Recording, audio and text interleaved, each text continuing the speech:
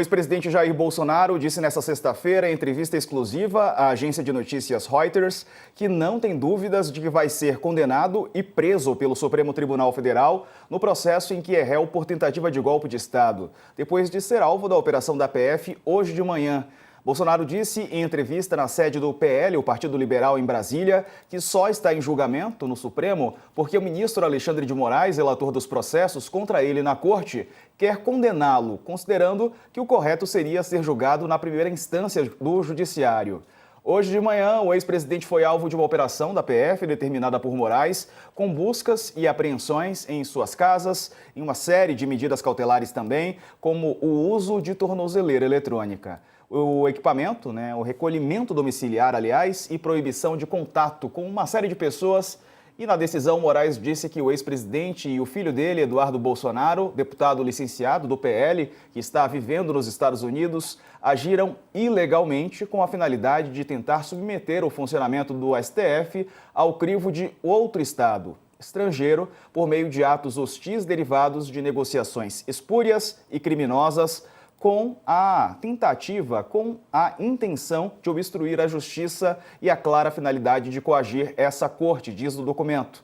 O ex-presidente classificou Moraes de ditador aqui no Brasil e disse que o governo do presidente Lula busca o confronto com os Estados Unidos em meio a tarifas comerciais de 50% anunciadas pelo presidente norte-americano Donald Trump aqui para o Brasil.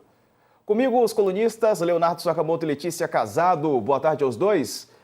Ô Sakamoto, o Bolsonaro tem certeza de que vai ser condenado e preso. E você? Boa tarde. Boa tarde, Diego. Boa tarde, Letícia. Boa tarde a todo mundo que nos acompanha aqui no All News. Raramente eu concordo com opiniões do ex-presidente Jair Bolsonaro, mas, neste caso, eu concordo com ele, sim. Ele deve ser condenado por tentativa de golpe de Estado, dissolução violenta do Estado Democrático de Direito, organização criminosa armada, dano ao patrimônio tombado e por aí vai. O presidente Jair Bolsonaro está certo. Desde 2021, com ataques às urnas eletrônicas, ele vem pavimentando a situação que ele está vivendo hoje. Depois, com a derrota nas eleições em 2022 e com toda a sublevação que ele tentou organizar, com cooptação de forças armadas e tudo isso mais, ele construiu o momento em que ele está hoje. O 8 de janeiro de 2023 foi uma cereja do bolo, mas nem de longe foi o mais importante em tudo o que aconteceu. Então, o que acontece? E, ao mesmo tempo, e até gostaria de ter entre nós agora Christian Dunker, colunista do UOL, professor também de psicologia, psicanalista, que poderia explicar que, na verdade, percebida e apreendida, o Jair Bolsonaro é tão grande que nem ele consegue guardar. Ele fala, e ele tem certeza, e todos nós também temos certeza, que, dada a quantidade gigantesca de evidências que pesam contra ele, e não são evidências apenas de prints de zaps ou declarações do delator Mauro Cid, seu ex-ajudante de ordens, não. São depoimentos, são documentos, são conteúdo que é oriundo da investigação da Polícia Federal, uma investigação minuciosa, que rendeu uma denúncia também parruda e alegações finais que são extremamente contundentes contra o ex-presidente da República, que pode levá-lo a ficar por mais de 40 anos preso. Então, Diego, só para finalizar esse momento de abertura, o que está acontecendo agora não é um conluio, o que está acontecendo agora não é uma conspiração, o que está sendo agora é finalmente a justiça está processando um grupo de pessoas que ousou atacar a democracia brasileira, ousou atentar contra a democracia brasileira. E não adianta vir com aqueles mimimi, mas que não tem tanque na rua, quando qualquer pessoa que estudou em Agulhas Negras sabe que você não precisa... tem golpes que não são golpes chamado golpe de cartilha, seguindo todos aqueles itens de um filme, de um documentário. Não, existem várias formas de dar um golpe e Jair Bolsonaro tentou uma delas. Infelizmente para ele, felizmente para o Brasil, não conseguiu. E é por isso que ele não teve o apoio do Exército, da maioria do Exército e da Aeronáutica. Mas ele tentou, como bem coloca o próprio comandante do Exército, o comandante da Aeronáutica. Ô Diego, para finalizar, né, eu acho que é importante que se diga, o pessoal está todo mundo reclamando, né, e a gente vai conversar bastante sobre isso hoje, de que Jair Bolsonaro reclama e fala: olha, isso é a prova de que a certeza de que eu vou ser condenado é a prova de que o julgamento é de cartas marcadas. Não. A certeza que ele tem de que ele será condenado é que ele sabe muito bem o que ele fez.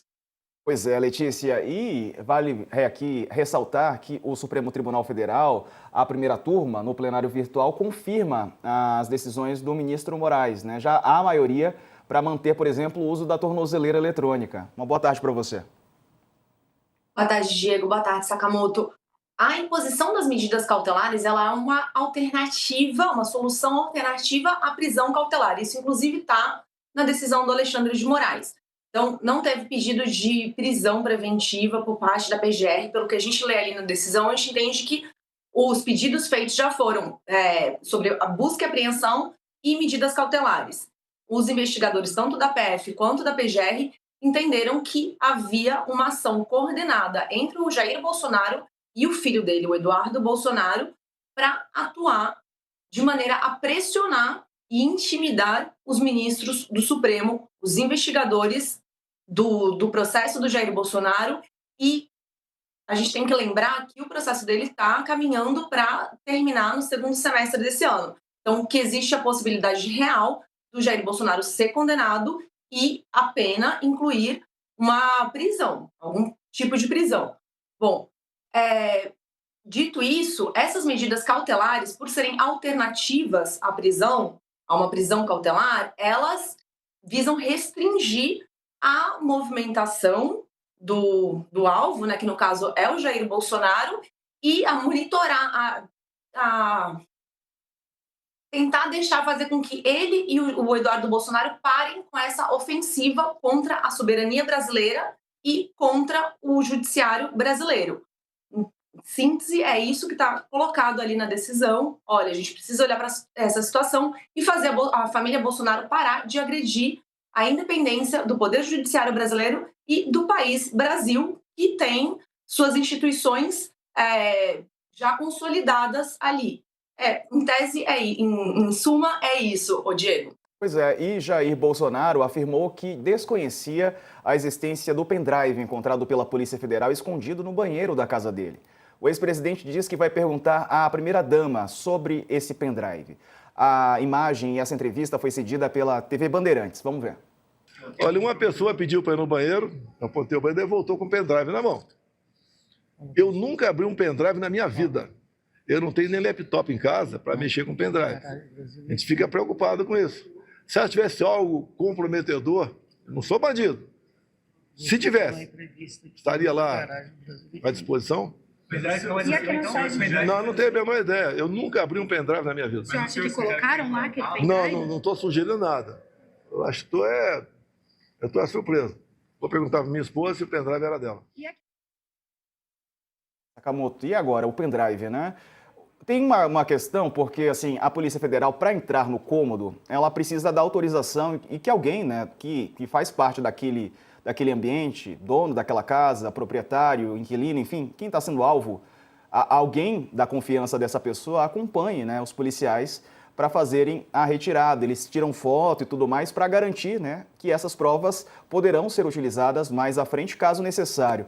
O ex-presidente disse que nunca viu o pendrive na vida e vai perguntar à ex-primeira-dama. Olha, Diego, eu acho um tanto quanto constrangedor essa situação, na verdade, porque a primeira-dama Michele Bolsonaro não tem absolutamente nada a ver com essa história especialmente, né? E o presidente Jair Bolsonaro joga nas costas dela. Vou ver se é da Michele. Poxa, presidente, assume, né? Ou fala que não sabe o que é, fala, olha, eu vou tentar me inteirar para saber o que é, né? Mas o Bolsonaro não se aguenta. Muitas vezes ele faz isso. Toda vez que ele pode, ele joga nas costas de outra pessoa. Ele transfere a responsabilidade, ele terceiriza a responsabilidade. Numa situação como essa, melhor seria que ele falasse, olha, eu não sei nem o que eles estão falando, na verdade, eu preciso me inteirar para saber que história é essa de pendrive no banheiro. Banheiro, ele podia até fazer uma brincadeira, banheiro tem papel higiênico, banheiro tem sabonete, mas banheiro não tem pendrive, né? Agora ele vai e joga o nome da Michelle Bolsonaro no meio, né? Lembrando a todos e todas, inclusive, quando eu digo que a Michelle não tem nada a ver com isso, o pessoal está protegendo a Michelle, não. A Michelle Bolsonaro não foi indiciada, não foi denunciada, não é réu no processo por tentativa de golpe de Estado. Não é. Ela não é. Pode-se discutir, ter outras opiniões a respeito das posições da ex-primeira-dama e diretora do PL Mulher, mas ela não tem absolutamente nada a ver com a história. E aí o Bolsonaro joga, ó, tem que ver com a Michelle. Né? Não, não tem que ver com a Michelle. O presidente Jair Bolsonaro, nesse sentido, ele vai ter que, bem, a polícia, vamos ver o que a Polícia Federal vai encontrar nesse pendrive. Pode ter fotos do ex-presidente andando de jet ski durante a pandemia, enquanto pessoas morriam por Covid-19. Pode ter fotos e imagens e vídeos, e vai ver que é um conjunto de vídeos, né, dele zoando e criticando e atacando Alexandre de Moraes, como ele fez tantas e tantas vezes pelas costas, porque na frente do ministro Alexandre de Moraes, Jair Bolsonaro foi muito pianinho, né? Vamos lembrar todos e todas. Pode ser. Mas vamos esperar para ver, Diego. Pode ser muita coisa. E o interessante é o seguinte, só para finalizar, a Polícia Federal, sempre que faz uma ação como essa, ela é muito cuidadosa, ela verifica se arquivos não foram apagados, ela verifica, né, se tem arquivos gravados sobre outros arquivos. Por quê? Porque todos os indícios são úteis. E vamos lembrar todos e todos, esta operação de hoje, que nasce em meio ao inquérito 4995, o inquérito, ela é diferente do inquérito do golpe de Estado. Ele nasceu exatamente quando o deputado Eduardo Bolsonaro começou a atacar o julgamento por tentativa de golpe de Estado. Primeiro é um inquérito, inclusive, em cima do Eduardo Bolsonaro, e agora o Jair Bolsonaro, ele também é colocado junto com pedido de medidas cautelares, porque estariam atrapalhando, como bem o Diego e a Letícia colocaram, o julgamento pela tentativa de golpe de Estado, que é a ação maior. Pois é. Letícia, a gente vai ouvir o Gustavo Sampaio agora, mas só para confirmar contigo, esse pendrive vai passar por uma perícia, certo? Vai tudo passar para perícia e a gente vai descobrir o conteúdo dele. Pode ser foto de jet ski, pode ser nada a ver com isso. Pode ser foto dos filhos dele de quando eram pequenininhos, da festa de aniversário. A gente não tem a menor ideia ainda do que se trata, mas esse pendrive e outros aparelhos eletrônicos que foram apreendidos, tudo isso vai passar pela análise da Polícia Federal com uma cadeia de custódia toda analisada, marcada ali para mostrar que não houve alteração, que não houve nenhum tipo de movimentação atípica naqueles aparelhos, que o que estava ali é o que foi pego na casa dele, Diego. A Polícia Federal vai ter acesso aos dados armazenados em serviços de nuvem, e-mails e computadores do ex-presidente. A medida foi determinada pelo ministro Alexandre de Moraes, do STF, e a decisão permite que a polícia possa obter e analisar e-mails, mensagens eletrônicas, arquivos digitais e conteúdos presentes em aparelhos celulares, dispositivos de qualquer natureza, inclusive a apreensão de mídias físicas, como é o caso, né, do pendrive, DVDs, discos rígidos. Os dados poderão ser usados em investigações contra Eduardo e Jair Bolsonaro. O ex-presidente é réu penal sobre tentativa de golpe de Estado e é investigado junto com o filho em inquérito no Supremo por tentativa de intimidar ministros da Corte a partir de atuação junto ao governo dos Estados Unidos. Professor de Direito Constitucional da Universidade Federal Fluminense, Gustavo Sampaio, está aqui conosco. Professor, bem-vindo, boa tarde. Quero começar com essa do pendrive, né? O ex-presidente Bolsonaro falando que alguém pediu para ir ao banheiro e voltou com um pendrive. É praxe isso acontecer, ou professor? O policial vai lá, tipo assim, sozinho, desacompanhado e colhe algo que pode ser usado como uma prova? Boa tarde. Pode até acontecer. Boa tarde, Diego. Boa tarde a todas e a todos que nos acompanham. Acontecer pode, né? Sobretudo se vários agentes entrarem numa residência em busca de cumprimento de um mandado judicial para a obtenção de certas provas para análise posterior sobre a ocorrência de um determinado crime. Comum não é, devemos dizer. Não me parece que seja tão comum, até porque, como dito aqui muito bem, esse pendrive pode ter tudo, inclusive informação qualquer que seja importante para o processo, né? Nós não sabemos. O que importa dizer é que, como se trata de medida cautelar de natureza penal, ou seja, no curso de um processo penal ou de uma investigação nos autos do inquérito, o órgão jurisdicional que faz aquele controle, entendendo que é necessário tomar certas medidas para o bem da produção probatória, para o bem da instrução processual penal, para o bem da revelação da verdade, pode fazê-lo nos limites da lei. E uma dessas possibilidades é busca e apreensão em domicílio de equipamentos, daquilo que foi encontrado que possa compor a materialidade de um determinado delito. Então, essa medida cautelar teve que ser cumprida e, no meio da execução do cumprimento da medida, lá apareceu o pendrive, supostamente, no banheiro da casa do ex-presidente Jair Bolsonaro. Vai dar pano para manga ainda esse pendrive, Diego. Vai dar, já está dando. Tem pergunta, Sakamoto? Tenho sim. Boa tarde, professor. Seja bem-vindo aqui ao All News. Eu queria colocar para o senhor, porque muita gente estava achando que toda essa ação estava acontecendo aí no curso do julgamento, né, da ação penal que diz respeito ao julgamento por tentativa de golpe de Estado. E a gente estava até comentando que, na verdade, isso ocorre em meio ao inquérito 4995, que tinha sido aberto originalmente para investigar questões de coação e obstrução de justiça por Eduardo Bolsonaro e que agora Jair Bolsonaro também é incluído nesse inquérito. Queria que o senhor explicasse essa diferença. Foi muitíssimo importante você fazer esse questionamento, Sakamoto, porque a ação penal de grande porte, grande repercussão que está em curso e que o Brasil tem acompanhado desde fevereiro, quando o Procurador-Geral da República, que é o promotor que atua no Supremo Tribunal Federal, ofereceu aquela denúncia, essa ação penal 2668 é por crime de abolição violenta do Estado de Direito, golpe de Estado, organização criminosa armada, deterioração de patrimônio tombado e dano ao patrimônio público da União. Essa é uma ação penal. Mas essa investigação a qual você se refere é uma investigação autônoma, ainda que tudo esteja atrelado, mas é uma investigação que se dedica a apurar a possibilidade de crime de obstrução de investigação sobre organização criminosa, que é crime que decorre lá da Lei 12.850, e a Lei das Organizações Criminosas, e também por crime de atentado à soberania, não é? A possibilidade de aparecer aí um crime que até agora não tinha sido discutido no debate nacional. Daqueles crimes da Lei 14.197 de 2021, que é a lei que instituiu os crimes contra o Estado Democrático de Direito, só se falava no crime de abolição violenta do Estado de Direito e tentativa de golpe de Estado. Agora já aparece a possibilidade de crime de atentado à soberania nacional do Brasil. Então, são investigações autônomas, você está certíssimo. A ação penal que está em curso, a que já me referi, a 2668, já está terminando, inclusive já vieram aos autos do processo as alegações finais do Ministério Público, agora estão chegando as alegações finais da defesa, e a primeira turma do Supremo Tribunal Federal fará tão logo o julgamento. Essa é uma ação penal. Esse inquérito autônomo pode levar, inclusive, Sakamoto, a nova ação penal.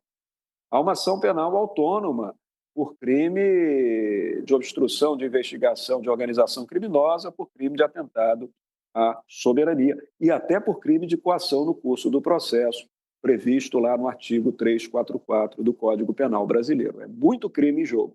Ô, Gustavo, desculpa, desculpa engatar uma pergunta com o Gustavo, mas é porque tem a ver com essa resposta dele, né? Resposta que foi bem didática e bem clara. Um nome que estava fora da 2668 era exatamente do Eduardo Bolsonaro, do deputado federal licenciado Eduardo Bolsonaro. Inclusive, a Polícia Federal tinha, o Mauro Cid tinha citado Eduardo Bolsonaro, Michele Bolsonaro. A Polícia Federal falou, olha, não temos evidências, não temos suficientes elementos para indiciá-los, né? Porque não base só no relator, como você bem explica, como os juristas normalmente explicam, precisa ter materialidade. E o que acontece é que deixaram ele de fora. Então, ou seja, o Eduardo Bolsonaro estava de fora de todo esse quiprocó, inclusive de acusações relacionadas ao Estado Democrático de Direito, mas por conta da sua ação em relação ao 2668, em relação ao outro inquérito, ele agora pode se tornar réu, no final das contas, por conta também de atentado ao Estado Democrático de Direito. É isso. Mas como nós temos princípios muito fortes e necessários, Sakamoto, que vigoram no Estado constitucional democrático, de uma democracia ocidental, de um país livre, é preciso aplicar esses princípios. Um deles, o da responsabilidade penal individual, ou seja, cada um responde por suas ações e omissões na medida de suas culpabilidades, e até o princípio da individualização da pena, que ao final do processo a pena é individualizada de acordo com cada um daqueles acusados. Então, como essa ação penal 2668, que é a ação penal principal dos crimes contra a democracia, está chegando ao fim, já nas alegações finais para julgamento, isso não será mais mexido. Não haverá, certamente, nenhuma mudança no pleito acusatório inicial, senão isso suspenderia todo o trâmite da ação, revolveria tudo com uma reabertura de instrução processual penal, para se assegurar ampla defesa. Até porque, se lá atrás o Ministério Público deixou de fora Eduardo Bolsonaro e Michele, por exemplo, em relação aos ditos crimes ocorridos no final de 2022 e início de 2023, os crimes que agora são apurados são autônomos em relação àqueles, né? Eduardo Bolsonaro pediu licença da Câmara dos Deputados, foi para os Estados Unidos prometendo publicamente acenar para alguma resposta estadunidense ao que seria um comportamento antidemocrático da justiça brasileira. E veio a resposta, uma tarifação aí de 50%. Ora, isso traduz crime do artigo 359L e M? Não, isso traduz um tipo penal autônomo. Se houver, no entendimento da promotoria, ocorrência desse crime, por favor, não estou afirmando nada. Isso poderá traduzir crime de atentado à soberania nacional, crime do artigo 359I, que é outro crime. Isso poderá traduzir coação no curso do processo e poderá traduzir obstrução à investigação de organização criminosa. Aí, certamente, se isso for desse modo entendido, haverá uma denúncia autônoma pedindo a instauração de uma nova ação penal pública para aquele fim. Se você disser sobre o fato ocorrido em 2022, 2023, ora, ele já ficou de fora da ação penal. No máximo, o que poderia acontecer dentro do prazo prescricional de propositura de ação penal seria uma ação penal autônoma pela ocorrência daqueles delitos. Letícia. Professor, eu acho que seria importante o senhor explicar direitinho o que é o crime de atentado à soberania nacional, porque isso não é algo muito comum que a gente aqui no Brasil está acostumado, a gente não tem tanta familiaridade e a gente não vê sempre um crime de atentado à soberania nacional. O senhor explicar isso de uma maneira um pouco didática para ajudar o pessoal a entender. É muito importante também, Letícia, a sua pergunta. Boa tarde a você também. Veja, em 2021, aliás, Letícia, por ironia da história, né? Em 2021, uma nova lei foi sancionada e promulgada. Sabe por quê? Por Jair Bolsonaro, a Lei 14.197. Essa lei, que revogou a antiga Lei de Segurança Nacional, lá de 1983, que era a 7.170, essa nova lei introduziu um título novo no Código Penal brasileiro, o título 12, que é o título dos crimes contra o Estado Democrático de Direito. Ali há um repertório de vários crimes. Um deles, que está no artigo 359I, é o de atentado à soberania nacional. Então, vamos aqui didaticamente explicar que ele é muito diferente do crime de abolição violenta do Estado de Direito, que nós temos ouvido falar lá do artigo 359L, e do crime de golpe de Estado. O de abolição violenta do Estado de Direito é o crime daquele que tenta obstruir dentro do Brasil a livre independência e o funcionamento de um dos poderes constituídos do país. O crime de golpe de Estado, que está no 359M, é o crime daquele que tenta depor um governo democraticamente eleito ou impedi-lo já eleito de tomar posse, que teria sido, de certa forma, o que teria ocorrido com o presidente Lula se a pretensão golpista tivesse prosperado. Já o crime de atentado à soberania, não. Ele se refere a essa alçada máxima de poder do país, a esse grau máximo de poder do país, que é o poder soberano, o poder de autodeterminação, o poder que o país tem de dizer para dentro de si, para fora de si, a sua vontade. Então, a soberania ela é externa e interna. O Brasil é independente na ordem internacional e, dentro da sua ordem, ele impõe a sua vontade democraticamente. O atentado à soberania é a ação daquele que compromete essa independência nacional, que compromete essa autoridade soberana máxima de um país. Como nós estamos diante de um quadro agora, para concluir, Letícia, de uma tentativa que está sendo feita lá fora, nos Estados Unidos da América, de pessoas, segundo as investigações dizem, naturalmente, de pessoas que estão buscando comprometer dentro do Brasil, a partir de fora do Brasil, um apoio de agentes externos à soberania do Brasil, comprometer a independência do Poder Judiciário brasileiro. Ora, o Poder Judiciário é um dos braços da soberania nacional. A soberania nacional se exerce em 3 poderes: no Poder Executivo, no Poder Legislativo e no Poder Judiciário.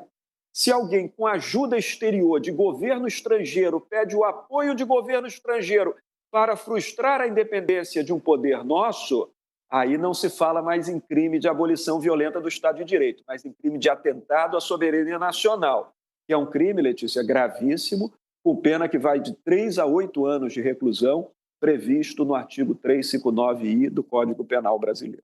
É isso. O ex-presidente Jair Bolsonaro não informou nenhuma quantia de dinheiro em espécie nas declarações de bens quando candidato nas eleições de 2006, 2010, 2014, 2018 e 2022, segundo dados do Tribunal Superior Eleitoral que foram confirmados pela Folha. Hoje, depois de a Polícia Federal ter apreendido cerca de 14 mil dólares e 8 mil reais em espécie na casa dele, Bolsonaro disse que costuma guardar dinheiro em casa. Ele disse, abre aspas, sempre guardei dólar em casa, pô. Todo dólar pego lá, tem recibo do Banco do Brasil, fecha aspas. Em suas declarações de bens, procedimento obrigatório para todos os candidatos, Bolsonaro lista imóveis, veículos, depósitos bancários, dinheiro aplicado em caderneta de poupança e renda fixa. O portal do TSE disponibiliza os registros das candidaturas a partir das eleições municipais de 2004, portanto, e o Bolsonaro nunca registrou nesses termos aí do TSE quantias em dinheiro, mas foi achado um valor, né, 14 mil dólares na casa de Bolsonaro. E, aliás, na história da família Bolsonaro, dinheiro vivo é muito utilizado, né, professor? Pois é, Diego, já tem fatos pretéritos, né, até em relação à compra de imóveis, dinheiro transportado assim em espécie para fim de aquisição imobiliária. Parece que já tem uns precedentes nesse sentido. Tecnicamente falando, Diego, qualquer valor que você mantém, até de dinheiro nacional, hein, mantido em casa, tem que ser informado à Receita. Não precisa ser em dólar. Se a pessoa tiver, por exemplo, uma quantia de 100 mil reais numa gaveta em casa, em espécie, em moeda nacional, tem que ser informado anualmente à Receita Federal do Brasil. Isso é verdade. Do ponto de vista técnico, tem que ser informado. Agora, naquele compromisso, Diego, estrito que nós temos com a revelação da verdade, tem que ser assim, há de dizer o seguinte, que uma quantia de 14 mil dólares, embora o dólar esteja altíssimo, então é uma quantia expressiva, muitas vezes pode ser entendida como uma quantia usada para viagem, para gastos correntes fora do Brasil, quando a pessoa leva para o exterior. O que não há dispensa de informar a Receita Federal, mas é algo frequente entre brasileiros, sobretudo brasileiros que viajam para fora do país e que precisarão de moeda americana em espécie ou então de moeda europeia em espécie para fazer compras, pagar o hotel, pagar o restaurante, pagar o transporte dentro de uma cidade. Isso é uma coisa compreensível, uma coisa absolutamente compreensível. Todavia, no caso concreto, não é? E aí que importa para as investigações. Se o presidente está proibido de sair do território nacional, se ele está com o passaporte indisponibilizado, exatamente por conta das investigações por crimes contra a democracia e organização criminosa, e por conta de ser réu numa ação penal de grande porte, que pode levá-lo até, a depender da decisão tomada pelo tribunal, a uma pena privativa de liberdade, aí que fica o questionamento. Para que ter moeda estrangeira se ele não poderia sair do país? Bom, ele ainda assim poderia tê-la? Claro que poderia. Tem toda a autoridade, tem toda a autonomia. Qualquer um de nós pode ter moeda estrangeira no Brasil, desde que os órgãos oficiais estejam devidamente notificados, e a Receita Federal do Brasil sempre precisa saber disso.